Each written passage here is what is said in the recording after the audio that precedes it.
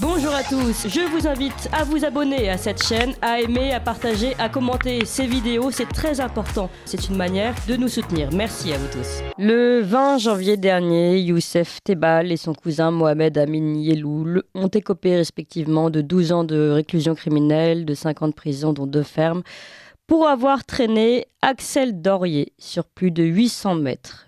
Sous une voiture en juillet 2020. Youssef Tebal, qui avait donc à ce moment-là 24 ans, qui conduisait la voiture, s'est retrouvé avec une peine de 4 ans inférieure à ce qu'avait requis le procureur général. L'annonce du verdict a donc provoqué une grande colère au sein de la famille Dorier. Ce qui peut évidemment être compréhensible. Youssef Tebal pourrait même bénéficier d'un aménagement de peine et sortir de prison au bout d'1 an avec un bracelet électronique. Ça, ce sont les propos de son avocat lui-même qui était sur CNews. Écoutez-le sur CNews au micro de Pascal Praud. Écoutez. Monsieur Metaxas, je vous remercie. Monsieur Tebal, donc, va rester aujourd'hui quelques années en prison et il a accepté, vous avez pu échanger, j'imagine, avec lui au moment du verdict, et il a accepté cette peine. Oui, parce qu'il sera aménageable dès l'année prochaine. Donc il pourra bénéficier d'un bracelet probatoire à libération conditionnelle. Si vous me permettez, monsieur Metaxas, je ne sais pas si c'est très habile de dire ce que vous venez de dire. Que ça vous déplaise, c'est une chose. Non, je sais pas que ça me déplaît. Je trouve, si j'étais les parents d'Axel Dorier, je pourrais trouver que ce que vous venez de dire est juste indigne. Mais je ne suis pas ses parents. Je trouve que ce n'est pas très habile. Si vous me permettez. Hein. La question, c'est pas d'être habile, la question, c'est de faire du droit. S'il y a une personne... non, la question, c'est aussi d'avoir un peu de compassion et de cœur. Que ça vous déplaise, monsieur Praud, c'est votre problème. Non, mais c'est pas que ça me déteste. Je vous assure, je n'en fais pas une affaire personnelle. Je trouve que ce n'est pas très habile de votre part. Si. Et croyez-moi, parce que vous ne le savez pas, mais depuis le début de ce procès, j'échange notamment avec le conseil de la famille Dorier. On a fait en sorte que les choses se passent bien, et elles se passent bien. Et je crois que l'avocat, d'ailleurs, vous l'a dit tout à l'heure. Donc voilà, maintenant, moi, vous m'interrogez en ma qualité d'auxiliaire de justice. Vous vous demandez, parce que je vous ai entendu poser la question, quand est-ce que Youssef Tebal pourra demander un aménagement de peine ?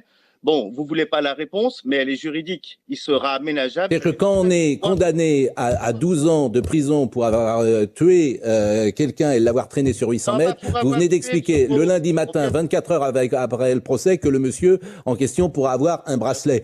Je répète, je trouve que vous ne donnez pas une bonne image d'abord de la justice, et je trouve que sur le plan personnel, ce que vous dites peut choquer ceux qui nous écoutent et la famille. Maintenant, si vous êtes libre de vos paroles, monsieur. Que vous n'avez pas suivi. Vous ne savez même pas de quoi vous parlez. Venez à Lyon la prochaine fois, venez au procès d'assises et vous pourrez critiquer les choses. Bon voilà, l'échange est un petit peu long, on n'est pas là pour commenter les propos de Pascal Praud, d'ailleurs journaliste à CNews, mais plutôt pour commenter les propos de cet avocat, l'avocat David Metaxas, l'avocat de Youssef Tebal, qui donc, vous l'avez entendu, explique que Youssef Tebal pourra demander au bout d'1 an un aménagement de peine, notamment en passant par un bracelet électronique. Alors on comprend que ça puisse surprendre. Comment expliquer finalement à chaque fois que les peines sont inférieures aux peines des réquisitoires, et puis que il y ait à chaque fois ces possibilités d'aménagement de peine qui fait qu'une personne qui a quand même traîné quelqu'un sur 800 mètres puisse au bout d'un an finalement sortir de prison et partir avec un bracelet électronique éventuellement. Évidemment, les choses ne sont pas encore décidées. Eh bien, pour mieux comprendre ce laxisme, cet éventuel laxisme d'État et puis ces aménagements de peine, nous sommes avec 2 invités, puis l'avocat lui-même d'Axel Dorier nous rejoindra après 8 heures. Pierre-Marie Sèvres, bonjour. Bonjour Clémence Oudiakova. Et merci beaucoup d'être avec nous. Vous êtes juriste et directeur de l'Institut pour la justice. Je rappelle, une association qui œuvre justement pour la réforme de la justice pénale en France. Et nous sommes avec Stéphane Maître. Bonjour.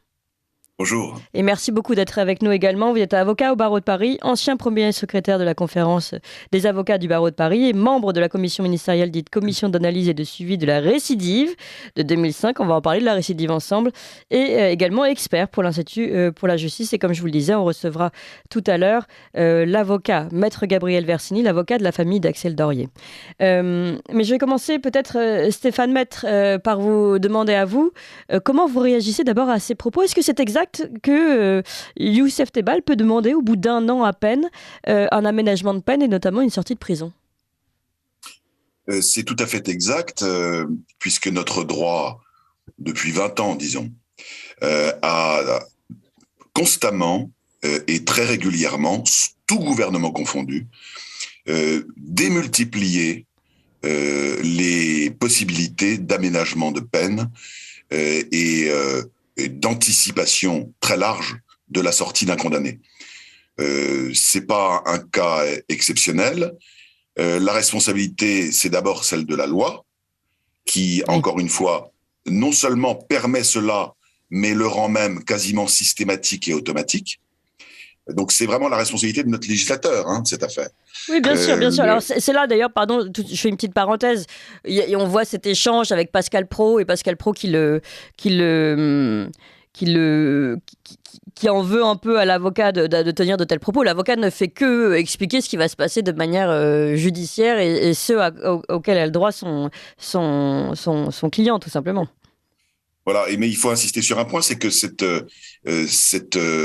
inflation de possibilités d'aménagement, elle a été décidée par nos gouvernants depuis 20 ans. Il y a eu une explosion, enfin une véritable révolution en matière d'application des peines en 2000. C'était la loi Guigou qui a fait de l'application des peines un véritable procès parallèle après le procès. Là, faut bien avoir conscience que après le procès s'ouvre un autre procès permanent qui est celui de la potentielle libération anticipée du condamné. Donc ça date de 2000, mais ça a été constamment encouragé et même démultiplié par tous les gouvernants. Et un autre tournant a été effectué en 2004, c'était avec les lois Perben, qui ont également démultiplié ces possibilités d'aménagement de peine. Et puis ça a continué. Tous les 5 ans à peu près, on a une réforme qui assouplit encore un peu plus les possibilités d'aménagement de peine, qui les anticipe, qui les systématise et qui, dans certains cas même, les automatise. Au point que vous avez un système où le condamné n'est parfois même plus obligé de faire une demande. C'est-à-dire que c'est l'administration pénitentiaire qui va la faire à sa place, lorsque les conditions sont remplies, avec toujours cette logique de désengorgement des prisons. On connaît la musique, mais le constat, c'est celui-là. C'est qu'en France, on le sait depuis longtemps, mais ça se renforce, un condamné fait en moyenne la moitié de sa peine. Et puis je voudrais quand même faire un peu d'arithmétique, parce que vos auditeurs ne sont peut-être pas des spécialistes de l'application des peines, mais il y a des mécanismes qui sont totalement ignorés de l'opinion. Et dans le cas présent, vous avez affaire à un condamné à 12 ans de réclusion criminelle. 12 ans. Alors on se dit, la moitié de la peine, c'est 6 ans. Eh bien non, parce que la moitié de la peine, en fait, c'est 5 ans. Puisque avec la dernière loi de 2021, sous notre ministre de la Justice, Éric Dupond-Moretti, on a instauré un système où on gagne chaque année de prison effectuée, on gagne une demi-année en moins. Vous faites 1 an de prison, vous gagnez 6 mois sur votre peine. Avant, c'était 5 mois. Maintenant, c'est 6. Bon, vous voyez, donc l'arithmétique fait que avec une peine de 12 ans, en fait, à mesure que vous commencez à purger votre peine, vous gagnez une demi-année par an de prison effectuée, ce qui fait que dans le cas présent, la mi-peine, c'est pas 6 ans, c'est-à-dire 12 ans divisé par 2, mais ce sera 10 ans divisé par 2 égale 5 ans. Donc on arrive très vite avec possibilité. Donc la libération conditionnelle est possible dans le cas présent en 2025, mais avec un mécanisme encore supplémentaire de bracelet électronique probatoire, on arrive à une sortie 2024. Donc vous voyez, il faut que les Français sachent, mais à tort ou à raison d'ailleurs, on peut être pour, on peut être contre, mais l'important c'est d'être au courant, c'est de savoir. Et quand je dis au courant, c'est pas simplement vos auditeurs et nos compatriotes, c'est aussi les jurés. Il faut que les jurés d'assises sachent, et ça peut-être que l'avocat de la victime est parfois en droit de le rappeler, parce que il y a une espèce d'entente, en gros, le monde pénaliste, que ce soit magistrat ou avocat, laisse ce sujet-là un peu tabou. Bon, la réalité, c'est qu'il faut que tout le monde sache que quand on met 12 ans de prison à quelqu'un, il peut sortir au bout de 5 ans. C'est ça la vérité. Ouais, c'est quand même grave, pardon, vous dites à tort ou à raison. Moi, je pense qu'on peut affirmer à tort, et je vais donner à ce sujet la parole à Pierre-Marie Sèvres. Alors moi j'abonde complètement dans le sens de Stéphane Maître, c'est la complexité volontaire, parce que c'est ça finalement qu'on peut se dire, c'est est-ce que toute cette complexité, puisque là on a eu là Stéphane Maître nous a listé tous les mécanismes qui entraient en jeu, mais c'est d'une complexité folle, c'est ça qu'il faut comprendre. Et même les professionnels du droit peuvent s'y perdre, et c'est à se demander. Et là je reviens aussi sur quelque chose que vous aviez dit. C'est à se demander quelle est cette volonté de différencier le procès public et le procès privé, qui est celui de l'exécution de la peine. Le procès public, bon là on l'a eu en plein jour, mais qui est donc c'est 12 ans de prison. Mais le procès privé derrière, qui est l'exécution de la peine et que nous a ébruité déjà l'avocat de la défense. Pourquoi est-ce qu'on est dans cette volonté de différencier les deux? Pour moi j'ai une raison très simple, c'est que les Français depuis 20-30 ans, tous les sondages le disent, veulent plus de fermeté dans la justice. Et donc, et parallèlement à ça, les gouvernants, une partie des magistrats, pas tous, une partie de l'élite judiciaire, on va dire, demandaient, elle, par raison idéologique, d'éviter le recours à la prison. Donc, quand le gouvernement et l'élite judiciaire demandent d'éviter le recours à la prison, mais que parallèlement à ça, on a le peuple français qui, lui, veut l'augmenter, qu'est-ce qu'on fait?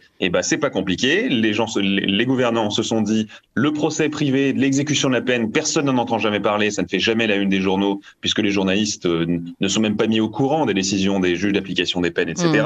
Et donc c'est là-dessus qu'on va jouer. Et donc chaque loi, oui c'est ça, tous les 4 ou 5 ans, normalement on devrait en avoir une bientôt, tous les 4 ou 5 ans, on a une nouvelle loi qui va rajouter un nouveau mécanisme qui va permettre d'aller encore plus, de pousser encore plus le coupable vers la sortie.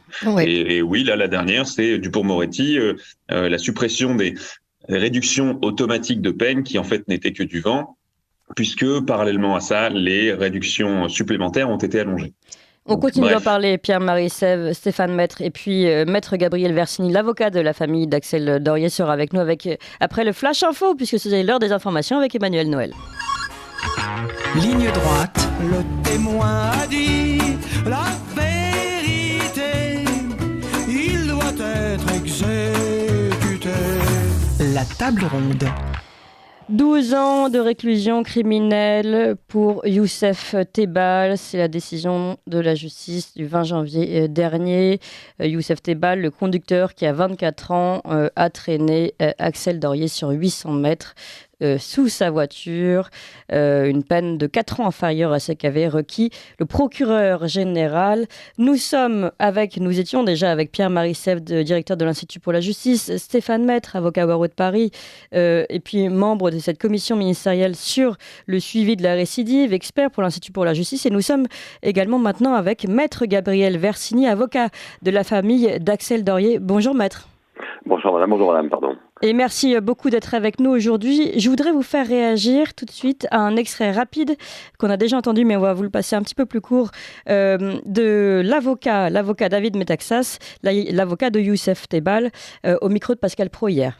Monsieur Metaxas, je vous remercie. Monsieur Tebal, donc, va rester aujourd'hui quelques années en prison et il a accepté, vous avez pu échanger, j'imagine, avec lui au moment du verdict, et il a accepté cette peine. Oui, parce qu'il sera aménageable dès l'année prochaine. Donc, il pourra bénéficier d'un bracelet probatoire à libération conditionnelle.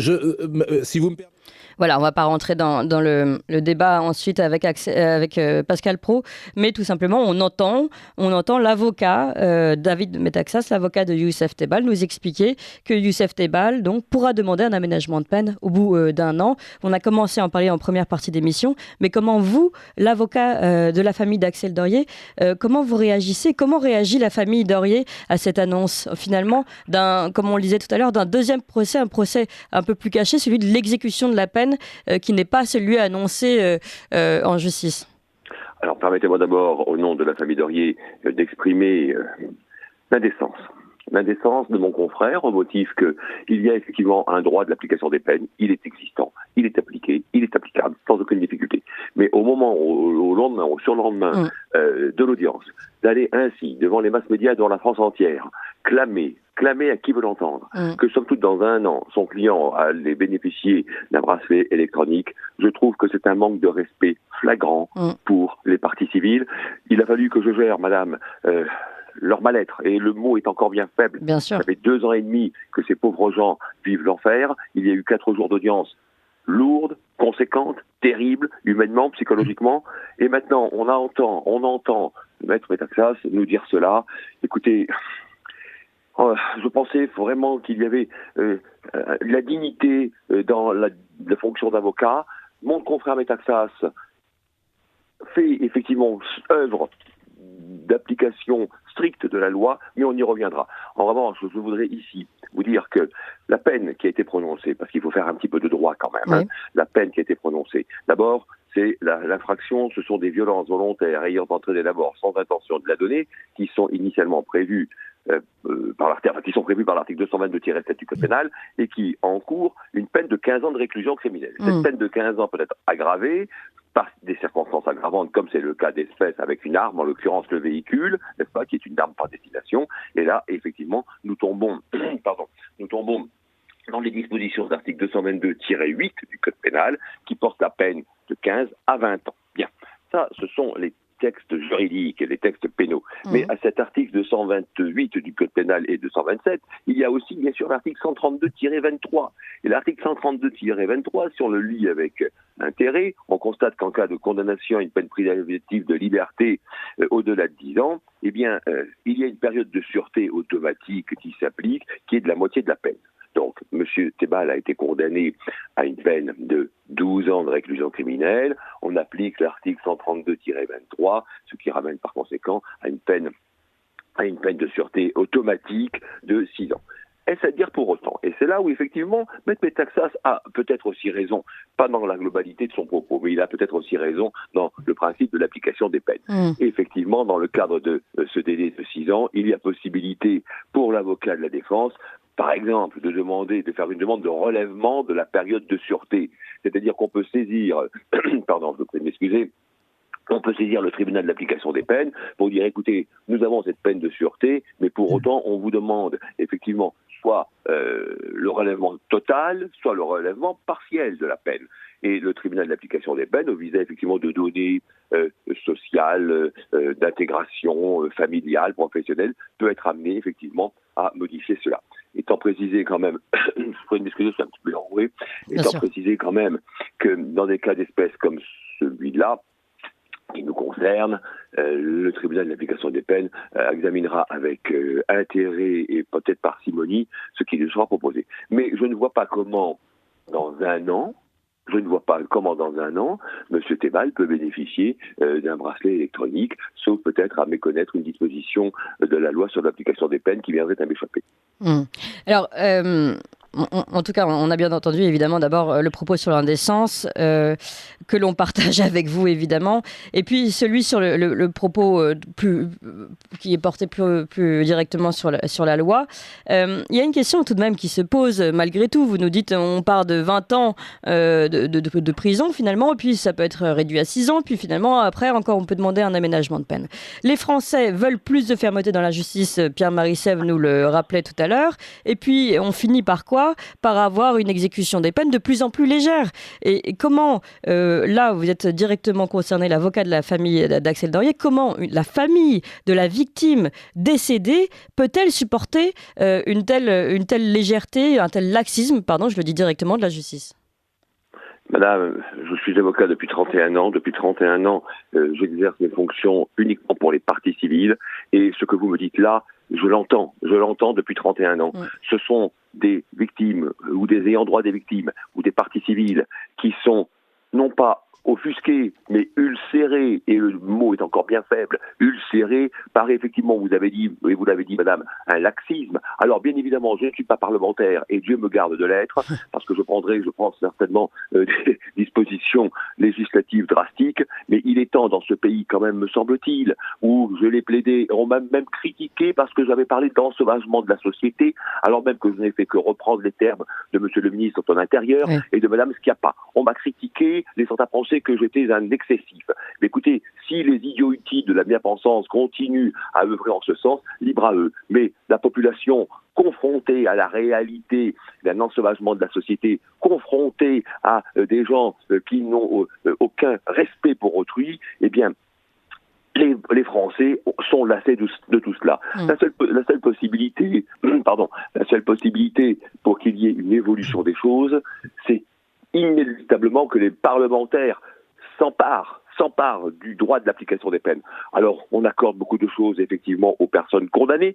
C'est légitime. On ne peut pas non plus, dans une société civilisée et démocratique, encarcérer les gens comme on le fait dans des pays totalitaires. Mais, s'il vous plaît, mesdames et messieurs les parlementaires, ayez à l'esprit que les parties civiles, les victimes qui vivent des drames comme ceux d'Axel Dorier, ne peuvent pas entendre que quelqu'un puisse être remis en liberté au bout de quelques temps. Merci beaucoup, Maître Versini, d'avoir été avec nous pour revenir sur cette déclaration, notamment de l'avocat David Metaxas, avocat de Youssef Tebal.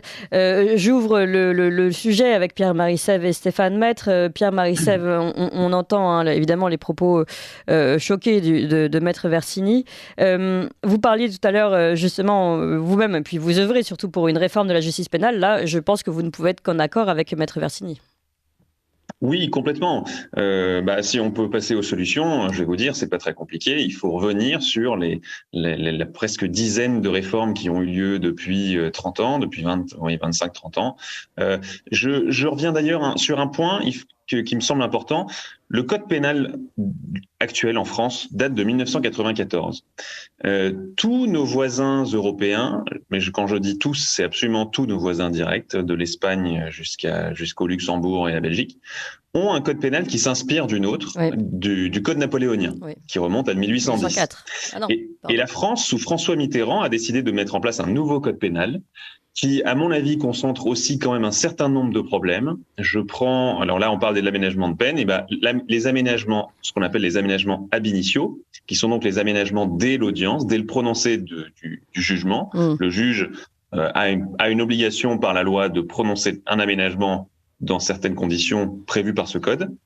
Et ce code de 1994 posait déjà un problème et posait déjà le principe des aménagements ab initio. Donc ça remonte à loin. Et ça, c'est un vrai sujet dont on ne parle jamais. Mais pour moi, il me semble que le code pénal actuel en France a été élaboré dans une ligne idéologique à l'époque.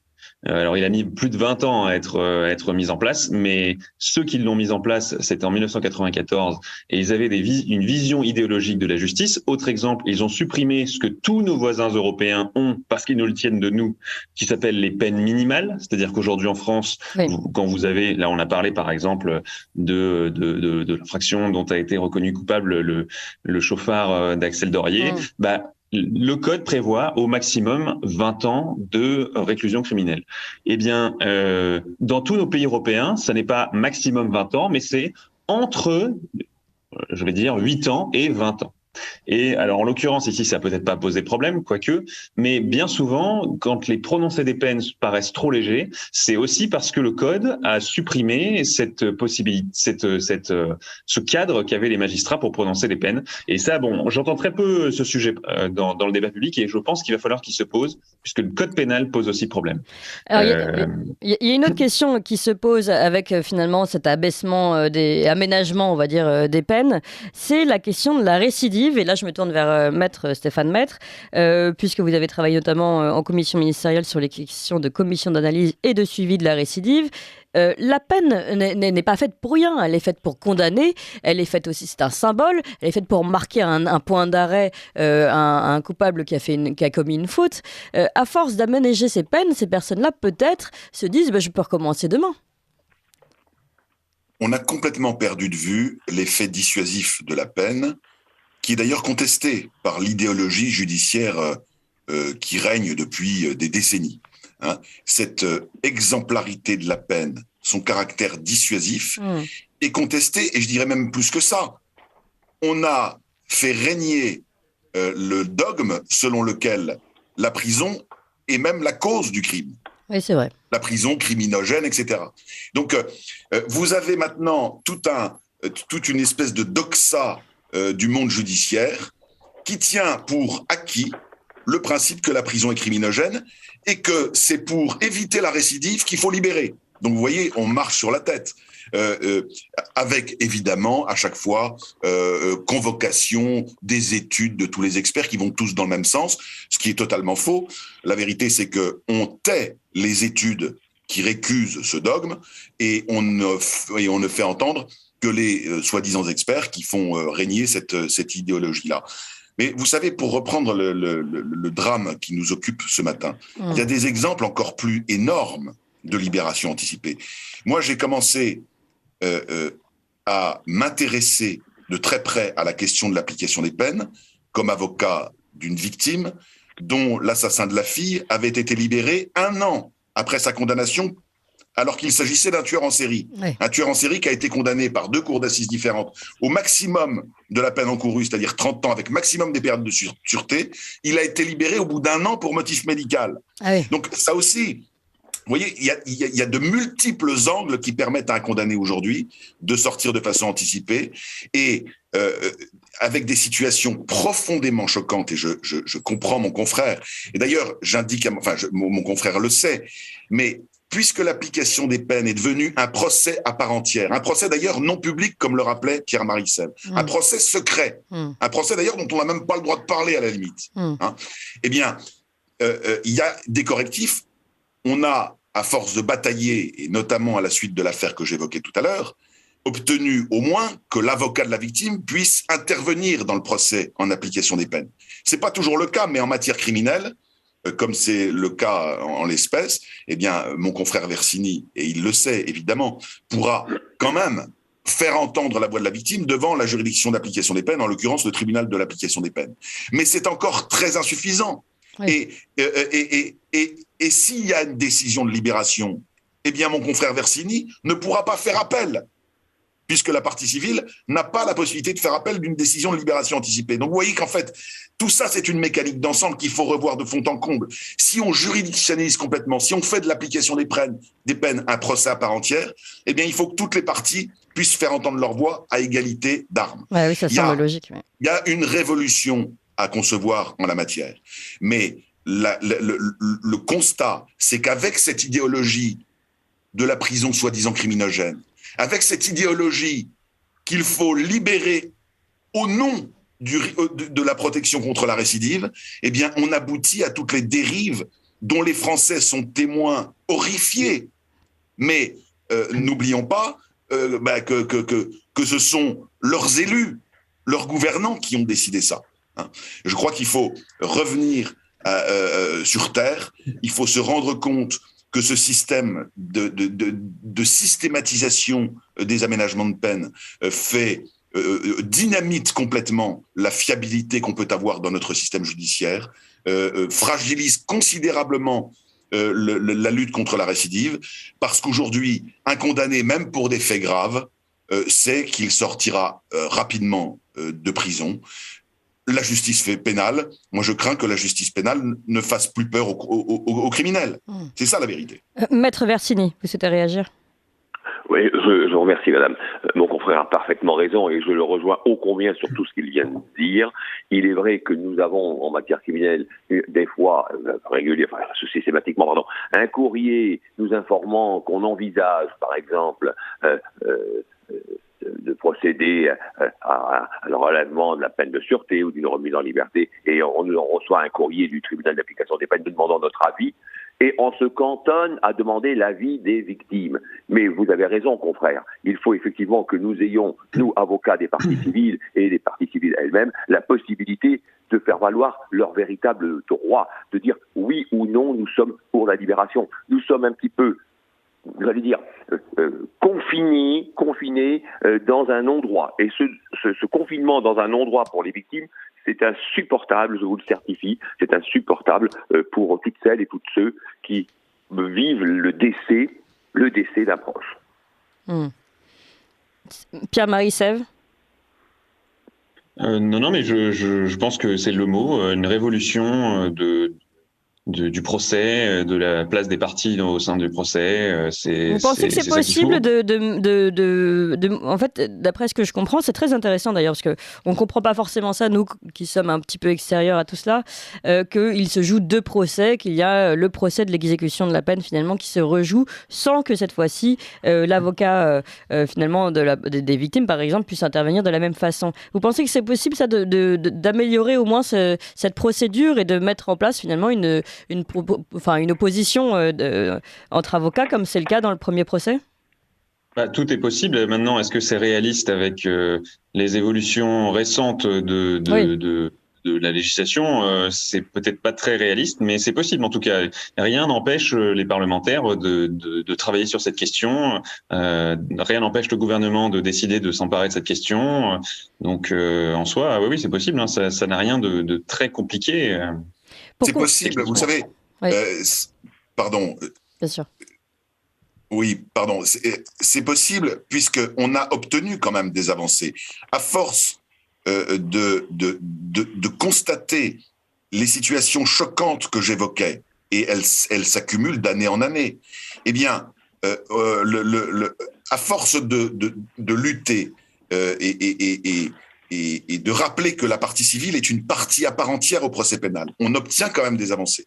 Et en 2004, on a obtenu, quand je dis on, c'est à la suite de l'affaire que j'évoquais, parce qu'il a fallu batailler, mais batailler aussi auprès de l'opinion publique, dans les médias, et par voie de conséquence, faire pression sur le gouvernement pour qu'il introduise cette possibilité pour les victimes de participer au procès de l'application des peines via leur avocat. Parce qu'attention, on tient la victime à distance. Le condamné, lui, a le droit de venir émouvoir un juge d'application des peines, mais la victime, elle est tenue à l'écart. C'est son avocat qui, tout au plus, peut venir faire entendre la voix de la victime, et sans les voies de recours permises. Mais vous voyez, on a quand même des avancées, mais ces avancées, il faut les pousser jusqu'au bout, et aller jusqu'au bout de la logique. Vous voyez, le grand problème, c'est qu'il y a quand même quelque chose qui parfois ressemble de plus en plus à une mascarade, c'est-à-dire le procès public, où l'opinion pense que force est à la loi.